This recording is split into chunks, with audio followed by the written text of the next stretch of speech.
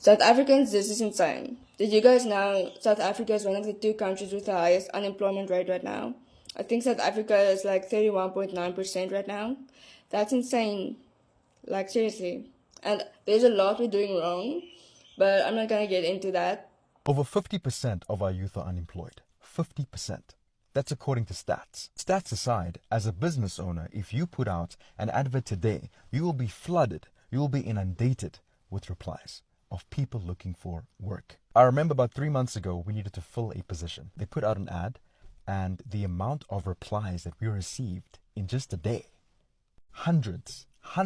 Now we could spend the entire day talking about why South Africa finds itself in this position. But for that, we'll need a lot of time. And everyone is shouting and speaking about political inefficiencies and outdated educational systems and, more recently, AI. But I don't think that's going to solve anything because it hasn't in more than 30 years. So let's not do that. We did everything they told us to do. Go to school, get an education. But here we are, sitting with our qualifications with no jobs. The truth of the matter is that there's a whole lot of you who think you're too good for a position, and that is why you are currently unemployed. The truth of the matter is that there is a whole lot of you who think that you are too good for a certain position, and that is why you are currently unemployed. There's only 3 things I want to say regarding this. Number 1, if you are in high school, please pursue a tertiary education. If you are in university, please continue to pursue your tertiary education. Having a degree is not going to change your life. It's not going to make you a genius. But that piece of paper in the world we live in today still does carry some weight. So it gives you more options. If you're not finding joy locally in SA, you can go abroad, especially if you studied something strategic, something that's in demand. So please, tertiary education, do not give up on that. Number 2, for those of you who don't have a degree, who don't have tertiary education, and who don't want to go back for whatever reason, that's okay. Apply for a job. I want to say apply. I don't just mean apply and hope that you'll get it, and when you receive a rejection letter, accept it. I don't mean that. You need to be persistent. You need to be creative. You need to be innovative. I've spoken about how I got my first job 6-7 years ago with no degree because I was in my final year, but I needed income. And I went to the interview, I got that, and I was earning 15 to 16,000 rand a month. This was a good few years ago, but I didn't let that thing hold me back. Is the hard truth about unemployment in South Africa in the year 2025. Number 1, no one is going to employ you with just your certificates. They need to see your experience. You might ask, where are you going to get that experience if you have not worked? That's the question you might ask yourself. But the reality is they are looking for people who have done the work, meaning that if you are currently unemployed, find a way to gain experience. That's all I'm going to say for today. Have you ever wondered who actually benefits from the unemployment rate within our country, South Africa? Well, let me just tell you what I think, why there is a high unemployment rate within our country and who actually benefits, right?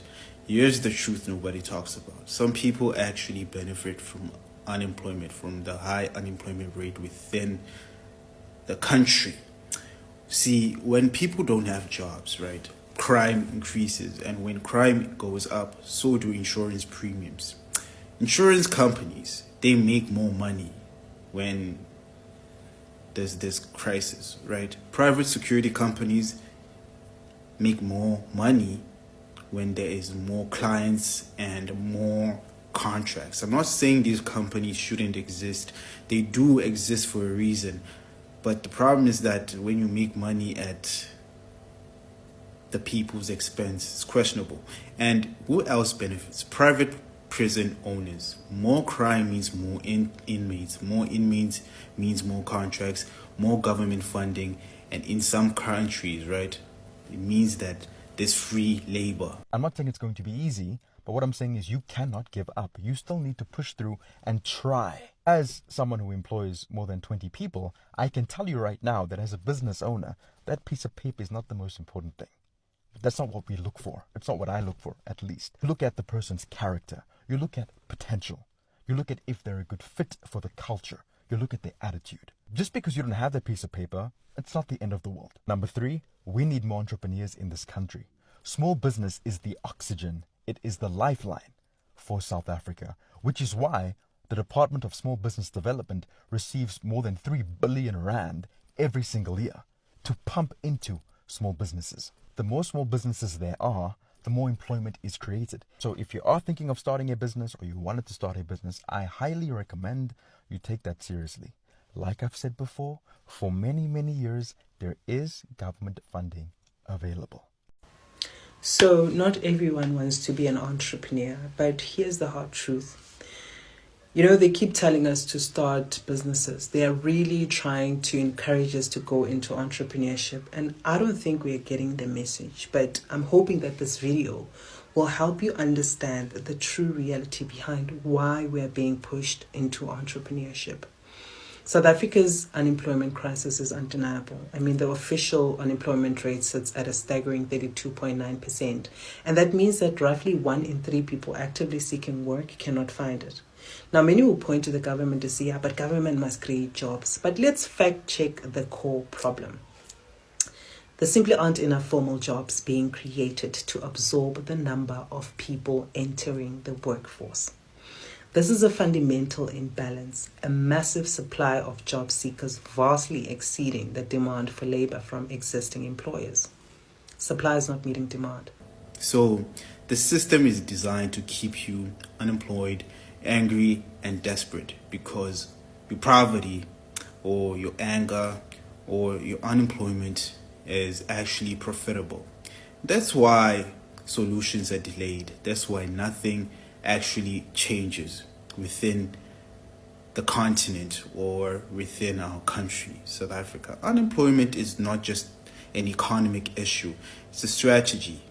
And I would like us to wake up, learn the game, speak up, and change the game. These guys even infiltrate music, the music industry. They tell artists to push gangsterism. And obviously, if you listen to a lot of music about gangsterism, most likely gonna practice whatever they're preaching inside that music. Something you have to look into, guys. Always. Now, can the government single-handedly fix this? No, they cannot. They can play a role by attracting investment, improving infrastructure, and creating a better business environment. And Shem, they are investing in job creation programs, like that presidential employment stimulus or something, and agencies like the IDC and CIFA to fund businesses. However, government itself cannot be the primary employer for millions. Building endless new state institutions is unsustainable and inefficient. The bulk of sustainable jobs must come from a thriving, growing private sector. Businesses of all sizes. And this is where the crucial point comes in. We as citizens are not just passive job seekers. We must be active participants in creating the economy. The real gap isn't just government action. It's a critical shortage of successful growing businesses that can employ people. Also, while we're at it, talking about unemployment, dating, whatever the case may be, right?